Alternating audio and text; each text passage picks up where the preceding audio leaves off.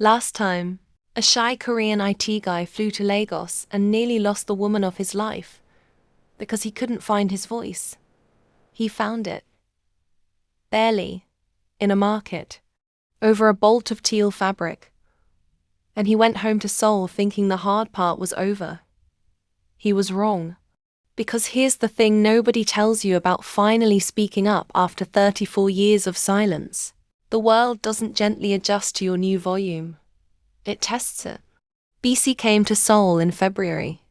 And Seoul, quiet, ordered, perfectly calibrated Seoul, did to her exactly what Lagos had done to him.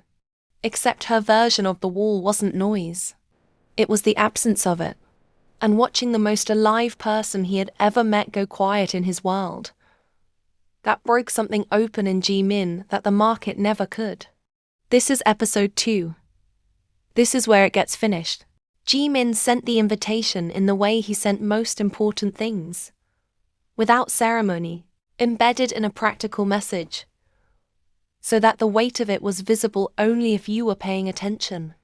My apartment has a second desk. It's been used for storage for 6 years.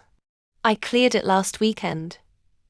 BC read this on a Tuesday morning in Lagos, between 2 client calls, and sat very still for approximately 4 seconds, which for her was the emotional equivalent of a long pause.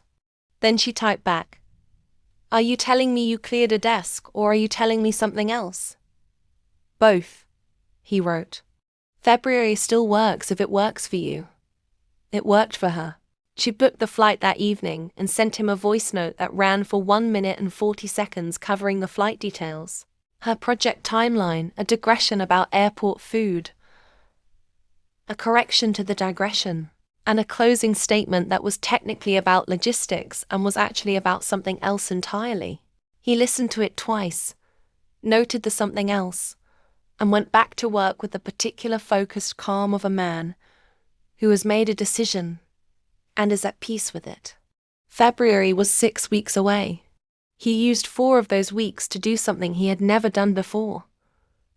Prepare his world for another person, not just the desk.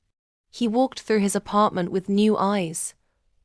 Bissy's eyes, or his best approximation of them, and tried to see what she would see. The blank walls, the absence of color, the kitchen that contained the minimum required for survival and nothing required for pleasure. The window with no curtains that he had always defended as a design choice, and now, for the first time, suspected might be evidence of a man who had stopped expecting company. He bought a plant. He stood in the shop for 12 minutes deciding between 3 options before selecting a small succulent on the grounds that it was the most structurally honest plant available. It would thrive on neglect and make no demands. Then he put it back and bought a large, slightly chaotic monstera instead. Because BC would appreciate the monstera, and he was beginning to understand that preparing for her was not about minimizing disruption, but about making room. He moved the monstera 3 times before it landed in the corner near the window where the light was best. He did not mention the plant in any of their calls. He wanted her to find it. She landed on a Thursday at 6:15 a.m., which was, Jimin noted, a time at which Lagos was already in full productive operation, and Seoul was conducting its morning routines with the quiet efficiency of a city that had never needed to announce itself. He was at arrivals with a sign. Not a decorative sign. A clean piece of card with her name written in his careful, precise handwriting, because he had seen people do this, and it had always seemed to him like a legible declaration of priority. "I am here specifically for you." He had never made one before. He made one now. BC came through the doors dragging a suitcase that suggested she had packed for a longer stay than 10 days, wearing a coat that was technically rated for cold weather and practically insufficient for a Korean February, and she spotted the sign from 20 meters away and laughed so, suddenly and completely, that several other arriving passengers turned to look. "You made a sign," she said. "You're in a new city," he said. It seemed correct. She hugged him. No processing delay this time. His arms came up immediately, one beat ahead of hers. And he felt her exhale against his shoulder.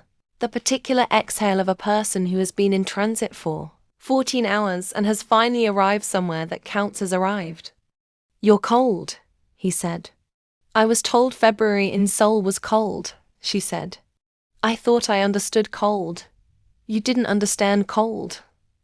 "I did not understand cold," she agreed. He had brought a spare scarf. He had not mentioned the scarf in any of their calls either. The city received her the way Seoul receives everyone, with an absolute, impeccable, slightly overwhelming indifference. Not unkind, just complete. Seoul did not need Bissy's arrival to be an occasion. It was already doing everything it needed to do, at the precise volume it had always done it, and her presence was accommodated without friction and without acknowledgement, the way a well-engineered system accommodates a new variable. Smoothly, invisibly, without a single extra sound. She found this, at first, extraordinary. She pressed her face to the window of the airport bus and watched the city organize itself past the glass. The clean lines, the orderly traffic, the people on the pavement moving with a purposefulness that did not require any noise to convey itself. She asked Jimin questions about everything. The apartment buildings, stacked and identical and somehow not oppressive. The convenience stores on every corner, lit like operating theaters at 7 a.m. The man across the aisle on the bus who had been reading the same page of a book for 20 minutes and showed no signs of distress about this. Jimin answered her questions with the quiet pleasure of a person whose world is being seen by someone who finds it genuinely interesting. He pointed things out that he had stopped noticing. The way the street food carts arranged themselves by unspoken territorial agreement. The specific quality of Seoul's winter morning light. The cherry blossom trees that were bare now, but that he had already, he realized, been looking forward to showing her in 2 months. She found the monstera immediately. She stopped in the middle of the apartment, suitcase still in hand, and looked at it. "Jimin, it needed a corner with good light," he said from behind her. She turned around. Her expression was doing several things at once, and he had learned enough of her vocabulary by now to read them. Moved, trying not to show how moved, going to show it anyway. "You bought a plant for me." "I bought a plant for the apartment." "You bought a plant for me." He said nothing, which was, they both understood, confirmation. The first 3 days were extraordinary. BC moved through Seoul the way she moved through everything, with full-body curiosity and zero inhibition. And Jimin, who had spent 11 years in these streets alone, discovered the pleasure of seeing a familiar city become strange again through someone else's attention. She had opinions about everything. The ramen was life-changing. The public transport was a form of municipal poetry. The jjimjilbang, the bathhouse he took her to on the second evening, produced a 40-minute voice note that she sent to 6 people in Lagos before they had even dried off. She haggled cheerfully at Namdaemun Market in a combination of English, hand gestures and pure force of personality, and achieved prices that made Jimin quietly revise his understanding of the market he had walked past for years without entering. She filled his apartment with sound. Cooking involved commentary. Getting dressed involved commentary. The monstera received daily observations about its structural decisions. She sang while brushing her teeth, not self-consciously, not performing, just generating music the way a fire generates heat, as a natural byproduct of existing. Jimin found this, to his own mild surprise, not overwhelming. He found it the way a room finds light when a window is opened, that has been closed long enough that you forgot the window was there. But on the 4th day, something shifted. It was subtle at first. She was slightly quieter at breakfast than she had been. The voice note to Lagos was shorter. On the subway to her client meeting, she sat beside him without commentary for the first time. watching the city through the window with an expression he couldn't immediately read. He noticed but said nothing. He filed it under variables requiring further observation and gave it space. By the 6th day it was no longer subtle. He came home from work to find her sitting at the second desk. His cleared desk, the one that was for her, with her laptop open and her headphones in, and the apartment entirely quiet. Not the quiet of someone concentrating. The quiet of someone who has gone somewhere internal and is not certain how to come back. He made tea. He put a cup beside her without interrupting. She removed one headphone, glanced at the tea, glanced at him, put the headphone back. He sat at his own desk. He worked. He waited.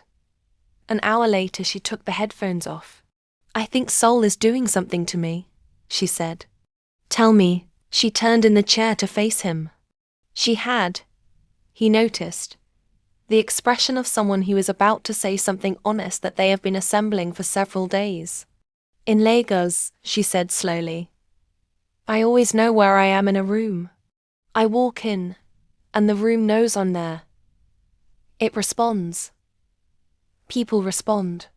There's a frequency, and I know how to be on it." She paused. "Here I walk into rooms and nothing responds. Not because people are rude. They're not rude. They're just complete. Like the room was already finished before I arrived. And I keep turning up the volume to find the frequency. And there's no frequency to find because the frequency here is silence, and I don't..." She stopped. Jimin waited.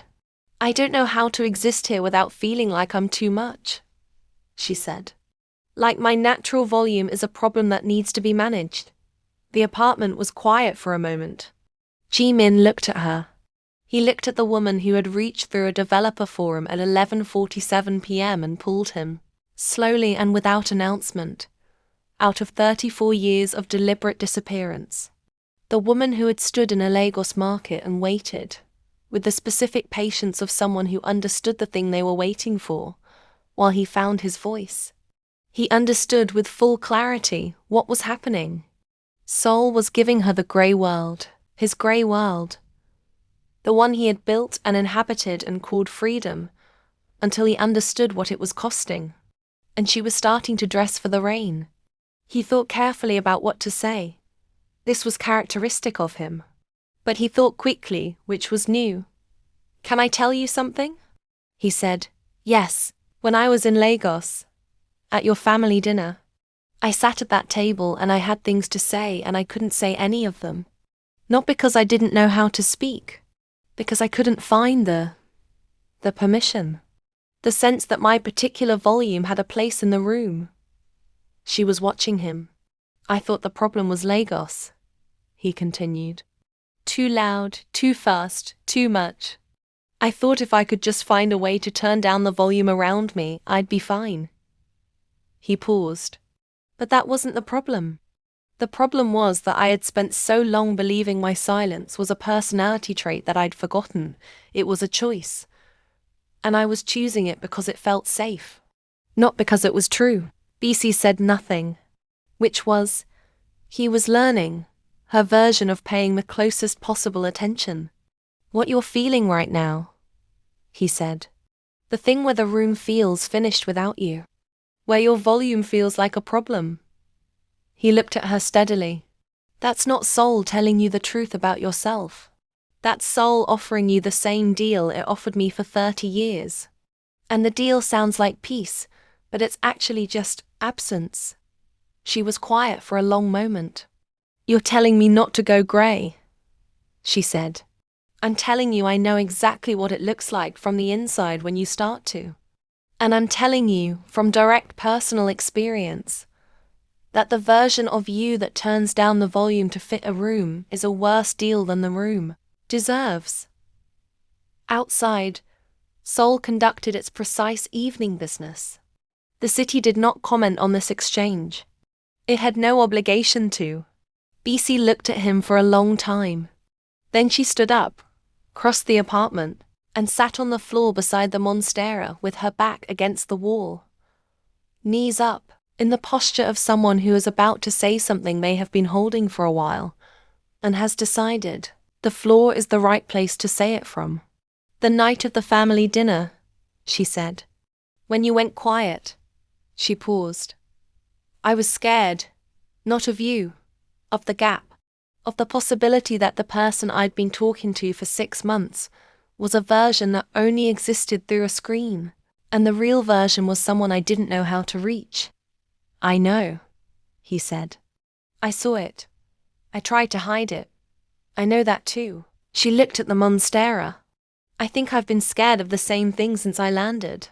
That the version of me, you know, the Lagos version, the full volume version, is only real in Lagos. And the version that fits Seoul is someone smaller. Someone you wouldn't have noticed on a developer forum. Ji-min got up from his desk. He sat on the floor across from her. Back against his desk, the monstera between them. The version of you that noticed my forum post at 11:47 p.m. and wrote 6 paragraphs about a packet loss problem with an exclamation point, he said. That version exists at every volume. I know because I've seen it at full Lagos and I'm watching it right now, sitting on my floor at 9 o'clock at night, being honest about something difficult. She looked at him. Honest isn't a volume, he said. It's just honest. The apartment was quiet. But it was a different kind of quiet now. Not the grey world quiet. Not the armor quiet. The quiet of 2 people who have said the true things and are sitting together in the space those things made. After a while, she said, Your floor is very clean. I cleaned it before you arrived. You cleaned your floor for me. I cleaned my floor for the apartment. She laughed. The laugh filled the room. The way her laugh always filled rooms. And the monstera seemed entirely unbothered. And Ji-min felt the specific warmth of a man who has just heard the sound he was listening for. The remaining 4 days were different. Not because Seoul changed, it didn't. The city remained exactly itself.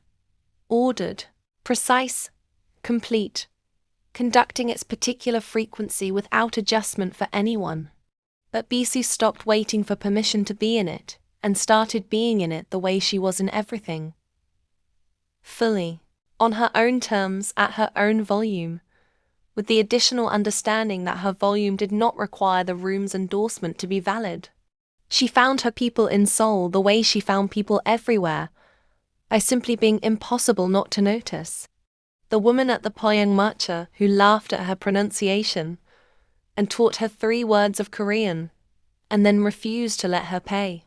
The junior engineer at her client meeting who stayed 40 minutes after the session ended because BC had asked him a real question about his work, and he had not been asked a real question about his work in some time. The elderly man in Ji-min's building who had never, in 11 years, acknowledged Ji-min's existence in the elevator and who, by BC's 3rd day, was providing daily updates about his grandchildren. Ji-min watched all of this with the particular wonder of a man who has lived in a city long enough to stop seeing it, and is now, through someone else, seeing it again. He took her to the server room on her 8th day. He had been preparing for this visit the way he prepared for important things. Carefully, without announcement. Because the server room was the most interior room of his interior life. The place where the grey world had been most completely and honestly itself. And he wanted her to see it. She walked in, and was quiet for a full minute. The longest unplanned silence he had ever observed from her.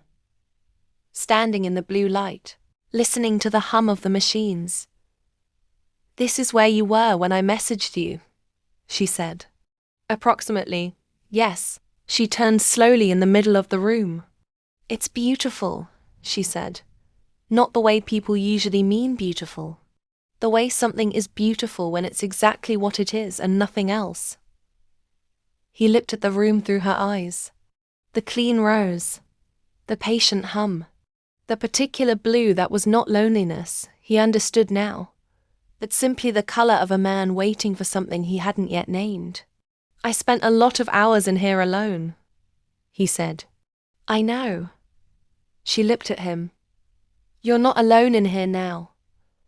He was not. On her last evening, they sat on his floor again.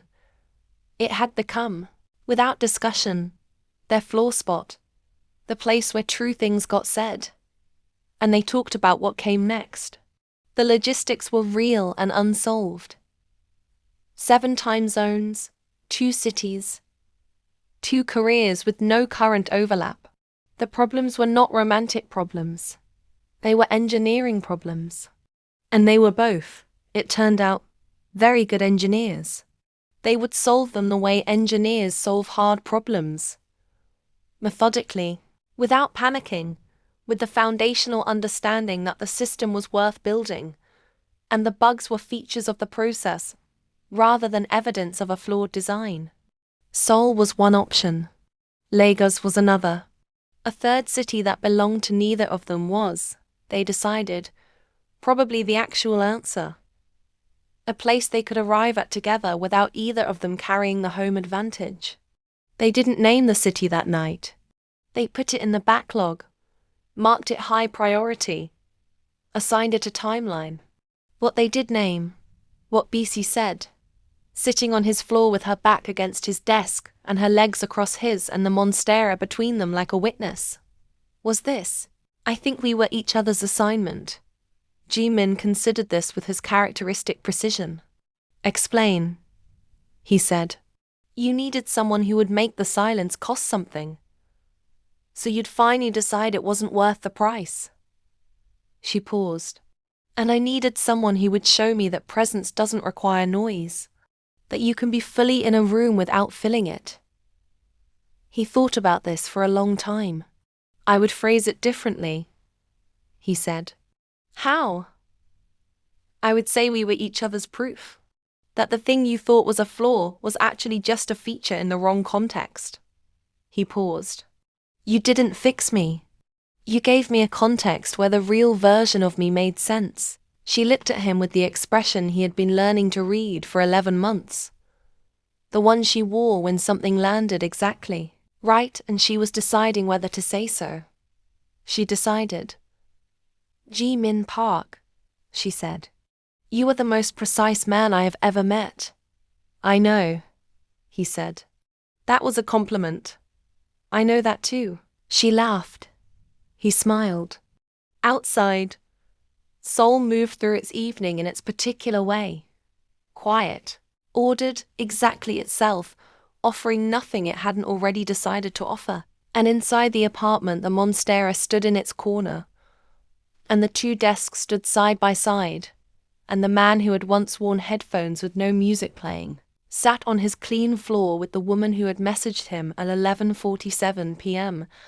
and thought, with full and uncomplicated clarity, that the grey world had been a reasonable place to wait. He just hadn't known, until Lagos, what he was waiting for. He knew now. Jimin's silence was a prison until BC handed him the key. Bissie's volume was her armor until Jimin showed her she didn't need it. Some people come into your life to complete you. The rare ones come to complete you, and then hand you back to yourself, more whole than you knew you could be. That's the end of this story. But it's not the end of theirs. If this 2-part journey meant something to you, share it with someone who needs to hear that the thing they think is wrong with them might just be waiting for the right context. See you in the next story.